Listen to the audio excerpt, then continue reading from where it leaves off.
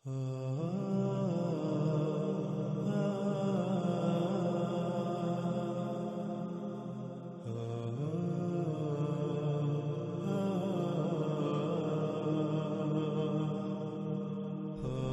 ناظرین، اس طرفائی مثال کے طور پر آپ دابا سے سوال کیجئے کہ تو کیسے خلق ہوا؟ تیرے فائدوں کا تو علم ہے، مگر تیرے نقصانات کیا ہیں؟ یہ سوالات کیجئے، اس سے ان سوالات کے جوابات طلب کیجئے۔ جب آپ اس سے سوال کریں گے تو اس کا جواب یہ ہوگا کہ میری تخلیق میں غور کرو، غور کرو میرے اعمال میں غور کرو، تم سب کچھ اپنی آنکھوں سے دیکھ لو گے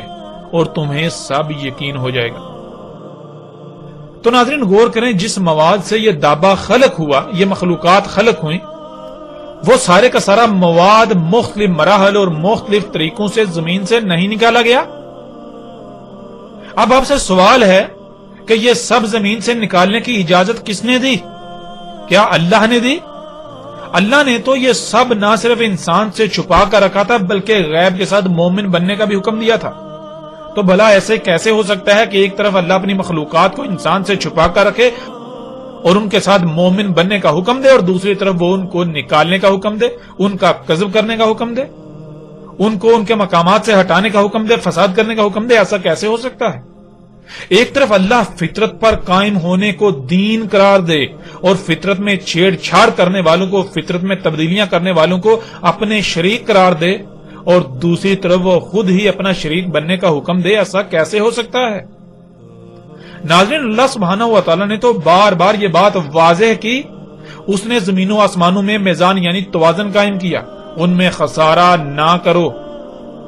ورنہ ہلاکتوں کا شکار ہو جاؤ گے۔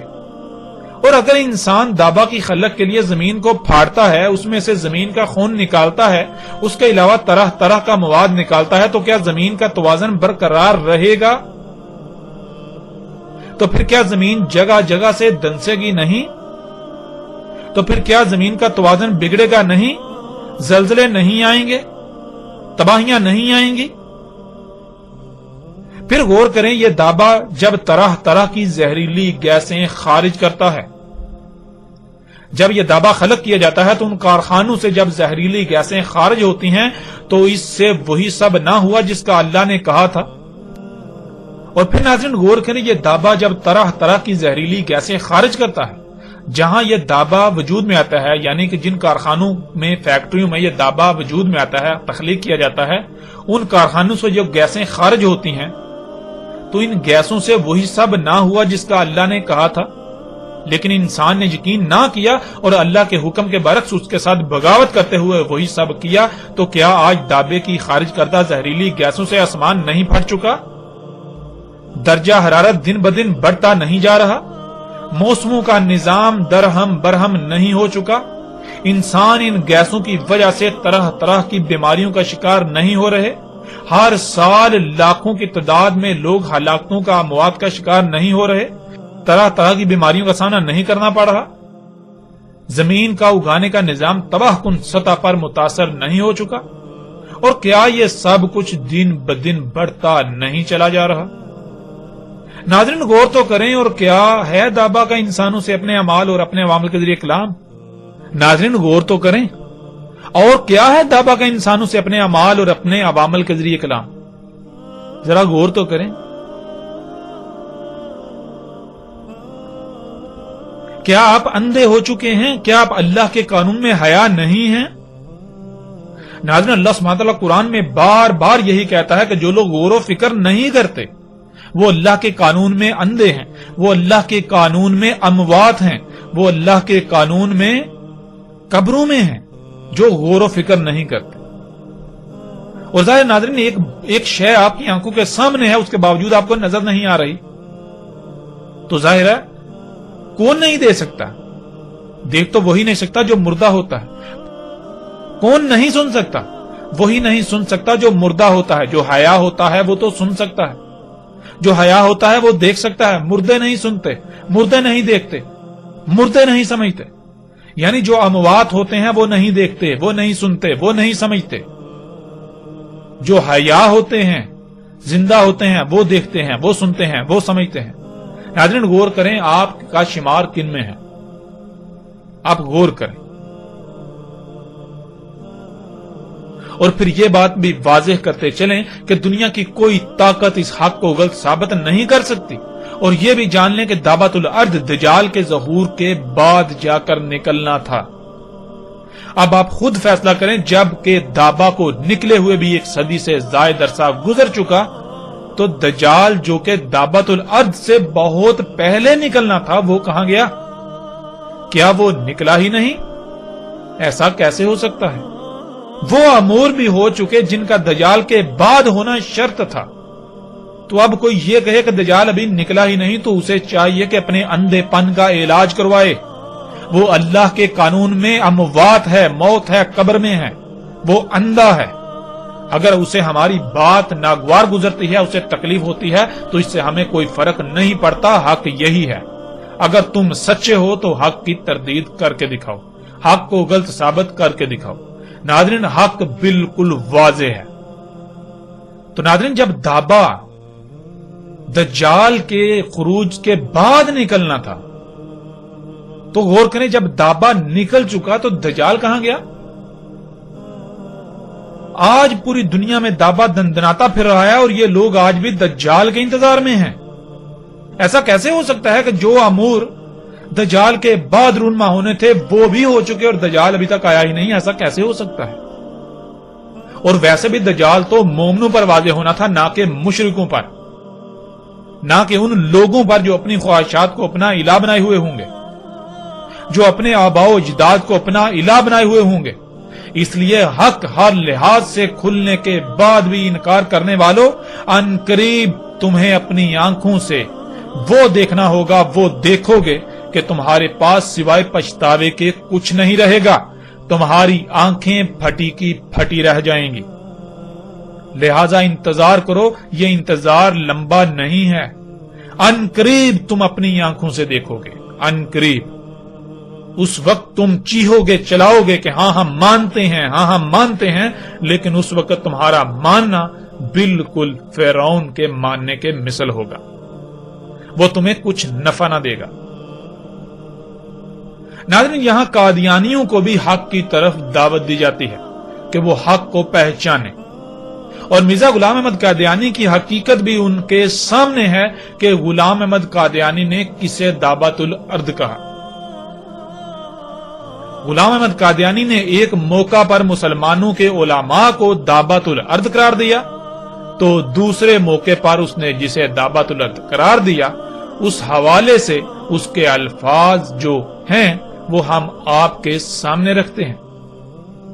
ناظرین، اس وقت سکرین پر آپ کو جو ویب سائٹ نظر آ رہی ہے، یہ ویب سائٹ ان کی ہے جنہیں عام طور پر قادیانی، احمدی یا مرزائی کہا جاتا ہے، لیکن وہ لوگ خود کو جماعت احمدیہ کا نام دیتے ہیں، اور وہ مرزا غلام احمد قادیانی کو مسیح موعود یعنی وہی مسیح قرار دیتے ہیں جس کے بھیجے جانے کا اللہ کی طرف سے وعدہ تھا، جیسا کہ عام طور پر عیسیٰ علیہ السلام کی دوبارہ آمد کا عقیدہ پایا جاتا ہے۔ یعنی قادیانی کہیں یا احمدی، ان کے نزدیک مہدی ہو، عیسیٰ ہو، مثل عیسیٰ ہو، وہ غلام احمد قادیانی تھا۔ اور ناظرین، یہ بھی ذہن میں رہے کہ یہ ویب سائٹ جماعت احمدیہ کی سرکاری رسمی یعنی آفیشیل ویب سائٹ ہے۔ ایسا نہیں ہے کہ یہ ویب سائٹ ان کے کسی فرد نے بنائی یا ان کے کسی چاہنے والے نے بنائی یا ویب سائٹ ان سے منسوب کی جا رہی ہے، نہیں، بلکہ یہ جماعت احمدیہ کی سرکاری ویب سائٹ ہے، جس پر دعوت الارض کے بارے میں غلام احمد قادیانی نے جو کہا وہ جس طرح مذکور ہے ہم آپ کے سامنے رکھتے ہیں۔ دعوت الارض سے مراد مسلمان مذہبی علماء اور دجال سے مراد عیسائی مناد ہیں، یعنی کہ غلام احمد قادیانی نے کہا کہ دعوت الارض سے مراد مسلمان مذہبی علماء ہیں، اور دجال کون ہیں؟ دجال عیسائیوں کے جو علماء ہیں وہ ہیں عیسائی مناد۔ اور جیسے ہی آپ اسی ویب سائٹ پر اس صفحے پر نیچے آئیں تو دیکھیں نیچے دعوت الارض کے بارے میں اسی ویب سائٹ کے اوپر کیا درج ہے۔ اوپر موضوع لکھا ہوا ہے دعوت الارض، اور نیچے لکھا ہوا ہے دعوت الارض یعنی زمین کے کیڑے کے بارے میں حضرت صلی اللہ علیہ وآلہ وسلم کی پیشگوئی کے جو معنی اس کی سچائی کو ثابت کر سکتے تھے حضرت مسیح موعود نے وہی معنی کیے ہیں، یعنی غلام احمد قادیانی نے وہی معنی کیے ہیں۔ چنانچہ آپ نے جہاں اس کے تعبیری معنی یہ کیے ہیں، اس سے مراد زمینی علوم سے آراستہ مگر آسمانی روح سے آری انسان مراد ہیں، وہاں اس کے ظاہری معنوں کے لحاظ سے زمین کا ایک کیڑا مراد ہے جو طاعون کی شکل میں ظاہر ہوا۔ چنانچہ آپ کے پیش فرمودہ دونوں معنوں کی تفصیل ملاحظہ فرماتے ہیں۔ آگے اب ناظرین آپ دیکھ سکتے ہیں کہ مرزا غلام احمد قادیانی کے اپنے الفاظ آ جاتے ہیں۔ مرزا غلام احمد قادیانی لکھتا ہے، دابۃ الارض سے مراد کوئی لا یعقل جانور نہیں بلکہ بقول حضرت علی رضی اللہ تعالی عنہ آدمی کا نام ہی دابۃ الارض ہے۔ نوٹ آثار القیامہ میں لکھا ہے کہ حضرت علی کرم اللہ وجہہ سے پوچھا گیا کہ لوگ گمان کرتے ہیں کہ دابۃ الارض آپ ہی ہیں، اور آپ نے جواب دیا کہ دابۃ الارض میں سے تو کچھ چار پایوں اور کچھ پرندوں کی بھی مشابہت ہوگی، مجھ میں وہ کہاں ہے؟ اور یہ بھی لکھا ہے کہ دابۃ الارض اسم جنس ہے جس سے ایک طائفہ مراد ہے منہ، اور اس جگہ لفظ دابۃ الارض سے ایک ایسا طائفہ انسانوں کا مراد ہے جو آسمانی روح اپنے اندر نہیں رکھتے لیکن زمینی علوم و فنون کے ذریعے سے منکرین اسلام کو لاجواب کرتے ہیں اور اپنے علم کلام اور طریقے مناظرہ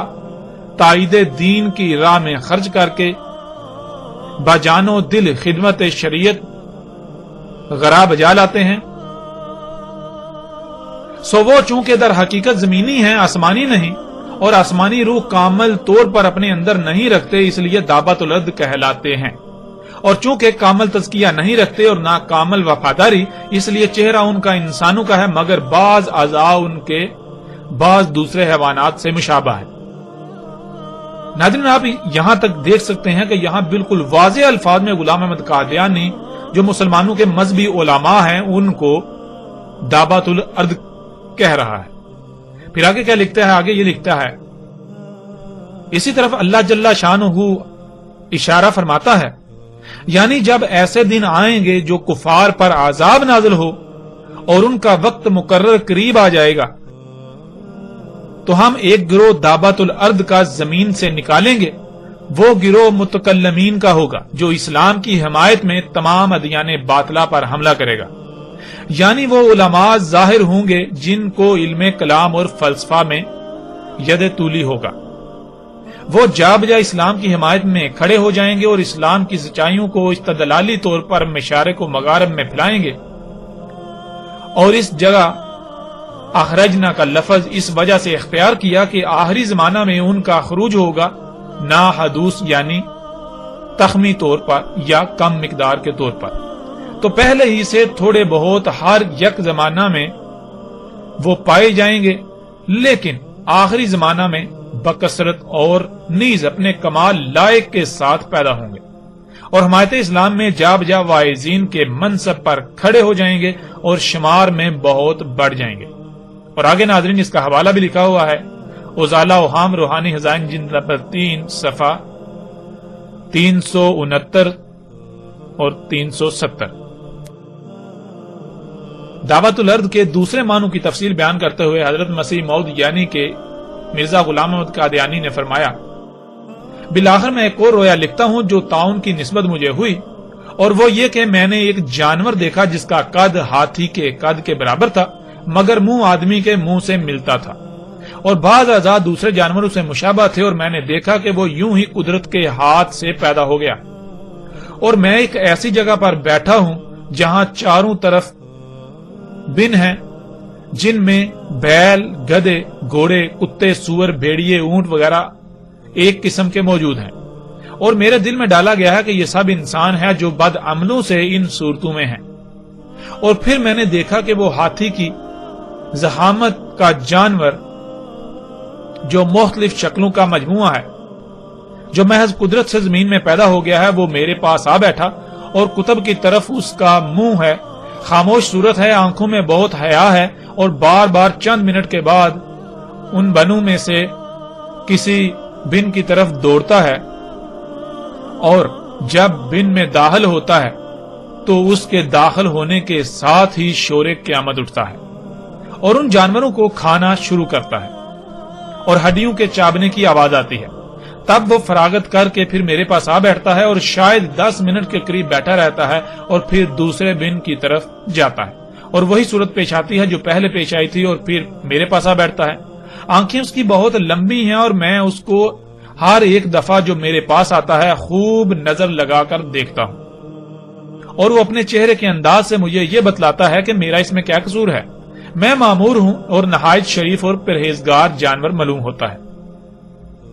اور کچھ اپنی طرف سے نہیں کرتا بلکہ وہی کرتا ہے جو اس کو حکم ہوتا ہے۔ تب میرے دل میں ڈالا گیا کہ یہی طاعون ہے اور یہی وہ دابۃ الارض ہے جس کی نسبت قرآن شریف میں وعدہ تھا کہ آخری زمانے میں ہم اس کو نکالیں گے اور وہ لوگوں کو اس لیے کاٹے گا کہ وہ ہمارے نشانوں پر ایمان نہیں لاتے تھے،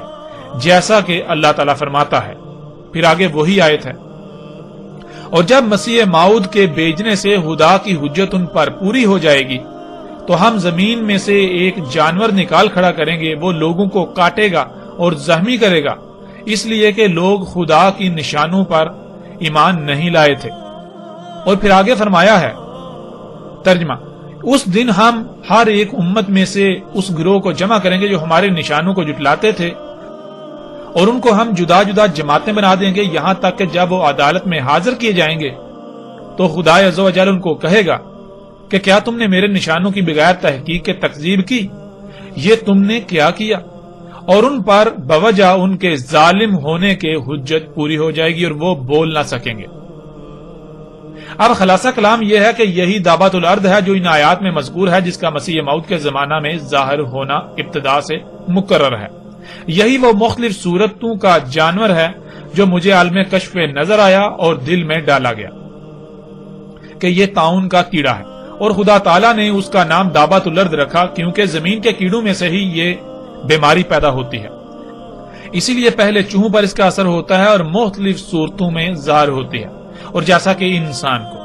ایسا ہی ہر ایک جانور کو یہ بیماری ہو سکتی ہے، اسی لیے کشفی عالم میں اس کی مختلف شکلیں نظر آئیں اور اس بیان پر کہ دابۃ الارض در حقیقت مادہ طاعون کا نام ہے جس سے طاعون پیدا ہوتی ہے۔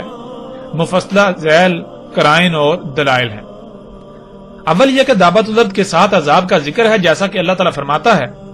یعنی جب ان پر آسمانی نشانوں اور عقلی دلائل کے ساتھ حجت پوری ہو جائے گی تب دابۃ الارض زمین سے نکالا جائے گا۔ اب ظاہر ہے کہ دابۃ الارض عذاب کے موقع پر زمین سے نکالا جائے گا، نہ یہ کہ یوں ہی بیہودہ طور پر ظاہر ہوگا جس کا نہ کچھ نفع نہ نقصان۔ اور اگر کہو کہ طاعون تو ایک مرض ہے مگر دابۃ الارض لغوی معنوں کی روح سے ایک کیڑا ہونا چاہیے جو زمین میں سے نکلے، اس کا جواب یہ ہے کہ حال کی تحقیقات سے یہی ثابت ہوا ہے کہ طاعون کو پیدا کرنے والا وہی ایک کیڑا ہے جو زمین میں سے نکلتا ہے، بلکہ ٹیکا لگانے کے لیے وہی کیڑے جمع کیے جاتے ہیں اور ان کا عرق نکالا جاتا ہے، اور خود بین سے ثابت ہوتا ہے کہ ان کی شکل یوں ہے، یعنی باشکل دو نقطہ، گویا آسمان پر بھی نشان کسوف و حسوف دو کے رنگ میں ظاہر ہوا اور ایسا ہی زمین میں۔ آگے نمبر 2، دوسرا کرینہ یہ ہے کہ قرآن شریف کے بعض مقامات بعض کی تفسیر ہیں، اور ہم دیکھتے ہیں کہ قرآن شریف میں جہاں کہیں یہ لفظ مرکب آیا ہے اس سے مراد کیڑا لیا گیا ہے، مثلاً یہ آیت فلما قضینا، یعنی ہم نے سلیمان پر جب موت کا حکم جاری کیا تو جنات کو کسی نے ان کے مرنے کا پتہ نہ دیا مگر گن کے کیڑے نے کہ جو سلیمان کے عصا کو کھاتا تھا۔ اب دیکھو اس جگہ بھی ایک کیڑے کا نام دابۃ الارض رکھا گیا، بس اس سے زیادہ دابۃ الارض کے اصلی معنوں کی دریافت کے لیے اور کیا شہادت ہوگی کہ خود قرآن شریف نے اپنے دوسرے مقام میں دابۃ الارض کے معنی کیڑا کیا ہے، سو قرآن کے برخلاف اس کے معنی کرنا بھی تحریف اور الہاد اور دجل ہے۔ نمبر 3، تیسرا کرینہ یہ ہے کہ آیت میں صریح معلوم ہوتا ہے کہ خدا کے نشانوں کی تکذیب کے وقت میں کوئی امام الوقت موجود ہونا چاہیے، کیونکہ واقع القول علیہم کا فکرہ یہی ہے کہ اتمام حجت کے بعد یہ عذاب ہو، اور یہ تو متفق علیہ عقیدہ ہے کہ خروج دابۃ الارض آخری زمانہ میں ہوگا جبکہ مسیح موعود ظاہر ہوگا تاکہ خدا کی حجت دنیا پر پوری کرے۔ بس ایک مصنف کو یہ بات جلد تر سمجھ آ سکتی ہے کہ جب ایک شخص موجود ہے جو مسیح موعود ہونے کا دعویٰ کرتا ہے اور آسمان اور زمین میں بہت سے نشان اس کے ظاہر ہو چکے ہیں، تو اب بلا شبہ دعوت الارض یہی طاعون ہے جس کا مسیح کے زمانہ میں ظاہر ہونا ضروری تھا۔ اور چونکہ یاجوج ماجوج موجود ہے اور من کل حدم ینسلون کی پیشین گوئی تمام دنیا میں پوری ہو رہی ہے اور دجالی فتنے بھی انتہا تک پہنچ گئے ہیں اور پیش گوئی یترکن الکلاس فلا یسی علیہا بھی بخوبی ظاہر ہو چکی ہے، اور شراب اور زنا اور جھوٹ کی بھی کثرت ہو گئی ہے، اور مسلمانوں میں یہودیت کی فطرت بھی جوش مار رہی ہے، تو صرف ایک بات باقی تھی جو دعوت الارض زمین سے نکلے، سو وہ بھی نکل آیا۔ اس بات پر جگرنا جہالت ہے کہ حدیث سے معلوم ہوتا ہے کہ فلاں جگہ پھٹے گی اور دعوت الارض وہاں سے سر نکالے گا، پھر تمام دنیا میں چکر مارے گا، کیونکہ اکثر پیش گوئیوں پر استعارات کا رنگ غالب ہوتا ہے۔ جب ایک بات کی حقیقت کھل جائے تو ایسے اوہام باطلہ کے ساتھ حقیقت کو چھوڑنا کمال جہالت ہے۔ اسی عادت سے بدبخت یہودی قبول حق سے محروم رہ گئے۔ ناظرین، آپ نے اپنی آنکھوں سے دیکھ لیا اور اپنے کانوں سے سن لیا کہ غلام احمد قادیانی نے دعوت الارض کسے کہا۔ غلام احمد قادیانی نے نہ صرف دعوت الارض مسلمانوں کے مذہبی علماء کو کہا، بلکہ دعوت الارض کہا اس نے کہ ایک کیڑا ہے جس کی وجہ سے طاعون پیدا ہوتا ہے، اور وہ اس نے کہا کہ وہ اس کی زندگی میں ہو چکا، یعنی وہ بھی اس کی زندگی میں نکل چکا۔ اور پھر وہ یہی کہہ رہا ہے کہ جب دعوت الارض نکل چکا تو پھر ظاہر ہے مسیح موعود وہی ہے، یعنی کہ اس کے مسیح موعود ہونے کی یہ نشانی ہے۔ اب ناظرین، غلام احمد قادیانی کا یہ دعویٰ بالکل واضح ہے کہ اس کے الفاظ میں یہ بات بالکل واضح موجود ہے کہ اگر کوئی یہ ثابت کر دے کہ جسے وہ دعوت الارض کہہ رہا ہے وہ دعوت الارض نہیں ہے، تو پھر بلا شک و شبہ غلام احمد قادیانی بھی مسیح موعود نہیں ہو سکتا، وہ مہدی، وہ نبی، وہ رسول نہیں ہو سکتا، وہ پھر اپنے دعوے میں جھوٹا ہے، کذاب ہے۔ اب یہاں قادیانیوں کو حق کی طرف دعوت دی جاتی ہے کہ وہ حق کو پہچانے اور مرزا غلام احمد قادیانی کی حقیقت کو بھی پہچانے۔ مرزا غلام احمد قادیانی نے دعویٰ کہا مسلمانوں کے مذہبی علماء کو، مرزا غلام احمد قادیانی نے دعویٰ کہا طاعون کے کیڑے کو، اور باقاعدہ اس کی شکل بھی بتائی، اور یہاں تک کہا کہ وہ نکل چکا، اور الحمدللہ ثم الحمدللہ دعوت الارض کیا ہے ہم نے آپ پر کھول کھول کر واضح کر دیا۔ اور جیسے ہی ہم آگے بڑھیں گے تو محمد علیہ السلام کے الفاظ کی روشنی میں بھی دعوت الارض کی اس طرح کھل کر وضاحت ہوگی کہ دنیا کی کوئی طاقت اس کا رد نہیں کر سکتی، اسے غلط ثابت نہیں کر سکتی۔ اب قادیانیوں کو ہم چیلنج کرتے ہیں کہ غلام احمد قادیانی اس بنیاد پر، اس نقطے پر بھی بالکل کذاب ثابت ہو چکا، غلام احمد قادیانی جھوٹا ثابت ہو چکا۔ اب اگر قادیانی جو کہ خود کو احمدی کہتے ہیں، اگر وہ سچے ہیں اپنے دعوے میں، اگر وہ حق پر ہیں، تو انہیں ہمارے دعوے کو غلط ثابت کرنا ہوگا۔ ہم نے بالکل واضح کر دیا کہ دعوت الارض کیا ہے، اور ہم نے غلام احمد قادیانی کو بالکل ایک نمبر کا جھوٹا ثابت کر دیا۔ اس کے باوجود اگر قادیانی یہ سمجھتے ہیں، وہ یہ کہتے ہیں کہ نہیں غلام احمد قادیانی سچا تھا، وہ مسیح موعود تھا، وہ کہتے ہیں کہ ہم حق پر ہیں، تو قادیانیوں کو بھی باقی تمام فرقوں گروہوں کے ساتھ ساتھ کھلم کھلا چیلنج ہے۔ ہم نے یہ بالکل واضح دو ٹوک ہر لحاظ سے کھول کھول کر ثابت کر دیا کہ قادیانی احمدی بالکل باطل، بے بنیاد، اور غلام احمد قادیانی جھوٹا کذاب تھا۔ یہ ثابت ہو چکا، اور ہم پھر یہ چیلنج کرتے ہیں قادیانیوں کو کہ وہ اگر اپنے آپ کو حق پر سمجھتے ہیں، غلام احمد قادیانی کو سچا سمجھتے ہیں، تو انہیں ہمیں غلط ثابت کرنا ہوگا اور اپنے رسول کو سچا ثابت کرنا ہوگا، غلام احمد قادیانی کو سچا ثابت کرنا ہوگا۔ ورنہ اگر وہ ناکام ہوتے ہیں، جو کہ ان کا مقدر ہے، قدر میں لکھا جا چکا، تو انہیں ان کی بھلائی، ان کا فائدہ، ان کا نفع اسی میں ہے، ان کی دنیا اور آخرت میں بھلائی اسی میں ہے، ان کے لیے خیر اسی میں ہے کہ وہ حق کو کھلی آنکھوں نہ صرف دیکھیں پہچانے بلکہ اسے تسلیم کریں۔ اگر وہ حق کو تسلیم نہیں کرتے تو باقیوں کے ساتھ ساتھ عنقریب ان کا بھی انجام کیا ہونے والا ہے؟ بالکل سر پر آ چکا، اور وہ اپنی آنکھوں سے دیکھ لیں گے۔ تب ایمان لانا، تب اس دعوت کو تسلیم کرنا کوئی نفع نہ دے گا، تب تسلیم کرنا، تب ماننا بالکل فرعون کی مثل ہوگا جب آنکھیں پھٹی کی پھٹی رہ جائیں گی۔ الحمدللہ ناظرین، اب تک ہم نے قرآن سے نہ صرف دابۃ الارض کو کھول کھول کر رکھ دیا بلکہ اس کا کلام کرنا کیا ہے اسے بھی کھول کھول کر رکھ دیا، اور احمدیوں کو، قادیانیوں کی ہم نے بنیاد ہی اکھاڑ کر رکھ دی۔ دین قادیان کی، جماعت احمدیہ کی،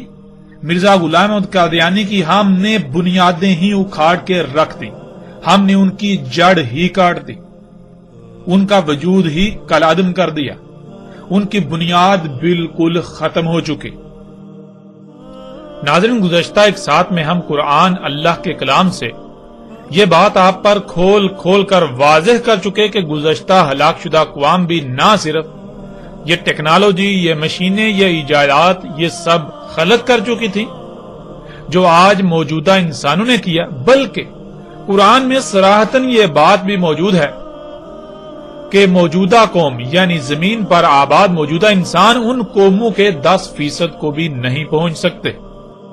یعنی وہ قومیں ان سب میں 90% بڑھ کر تھیں۔ ناظرین، جب ایسا ہے تو ظاہر ہے ان قوموں میں بھی اس دابہ کا یعنی دابۃ الارض کا نکلنا ناگزیر تھا، یعنی ان میں بھی یہ دابہ ضرور نکلنا چاہیے تھا جو کہ نکلا ہوگا۔ تو اس کا جواب بالکل واضح ہے کہ بالکل ان قوموں میں بھی دابۃ الارض نکلا تھا، جس کا ذکر اللہ سبحانہ و تعالیٰ نے قرآن میں صراحت کے ساتھ کر دیا، جیسا کہ آپ سکرین پر آیات کو دیکھ رہے ہیں۔ ناظرین، سکرین پر آپ کو سورہ فصلت آیت 25 اور سورہ الاحقاف کی آیت نمبر 18 نظر آ رہی ہے۔ ان دونوں آیات میں اللہ سبحانہ وتعالی نے کہا کہ پہلی امم پر بھی قول حق ہو چکا،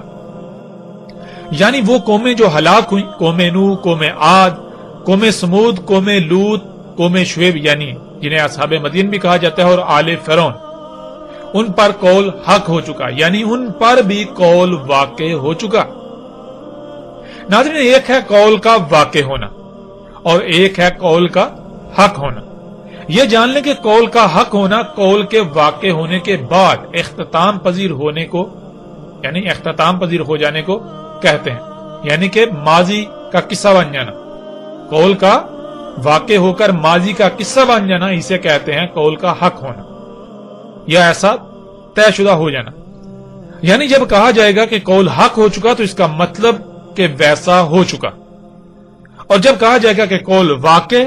تو اس کا مطلب کہ ہونا ہے یا ہوگا، یعنی حق ہونا واقع ہونے کے بعد آتا ہے۔ اب یہ جان لیں کہ جب اللہ نے قدر میں کر دیا کہ جب قول واقع ہوگا تب دابۃ الارض نکلے گا، یعنی تب دابۃ الارض کا نکلنا طے ہے، یہ اللہ نے قانون بنا دیا، قدر میں کر دی۔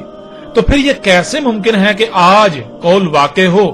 تو دابا نکلے اور ماضی میں پہلی امتوں پر قول واقع ہو تو دابا نہ نکلے؟ ایسا ممکن ہی نہیں۔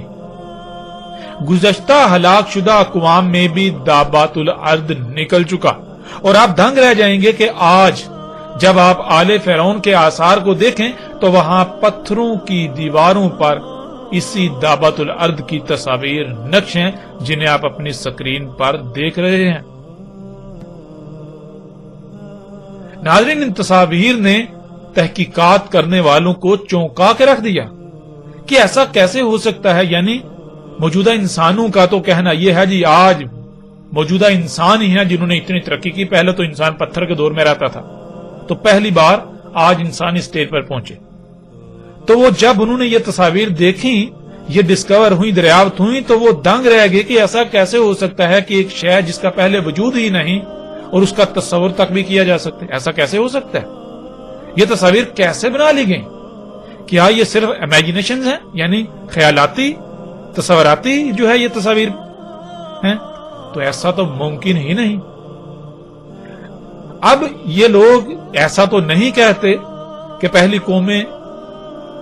ہماری ہی طرح جدید ترقی یافتہ تھیں، یعنی ان ساری چیزوں میں بہت بڑھ کر تھیں، مگر یہ لوگ انکار بھی نہیں کر سکتے۔ گزشتہ اقوام کے آثار اس بات کی کھول کھول کر گواہی دیتے ہیں، وہ چیخ چیخ کر یہ بتاتے ہیں کہ موجودہ انسان آج جس مقام پر کھڑا ہے یہ گزشتہ ہلاک شدہ اقوام کے مقابلے میں کچھ بھی نہیں۔ گزشتہ ہلاک شدہ اقوام بہت بڑھ کر تھیں، اور اللہ سبحانہ و تعالی نے اس کا قرآن میں بار بار ذکر کیا۔ اب ناظرین، ہم آئندہ ایک ساتھ میں دعوت الارض کے موضوع پر بات کریں گے محمد رسول اللہ علیہ السلام کے الفاظ کی روشنی میں کہ محمد رسول اللہ علیہ السلام نے دعوت الارض کے بارے میں کیا رہنمائی کی تھی۔